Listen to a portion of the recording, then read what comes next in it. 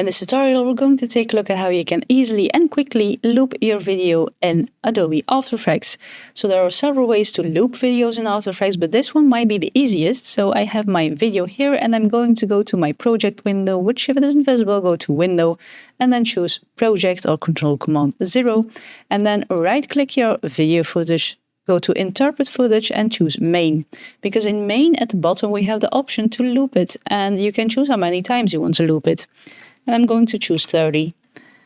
Now press OK, and as you can see, now my footage here, my layer has been changed.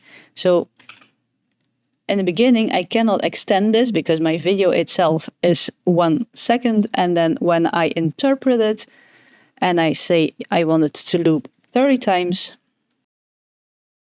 just watch this part here. When I press OK, you can see I can extend it. So I can now drag this one out until the end of my composition, and when I then press play, Adobe After Effects has looped my video footage for the amount of times I have asked it to loop. So this is one of the easiest ways to loop your footage in Adobe After Effects.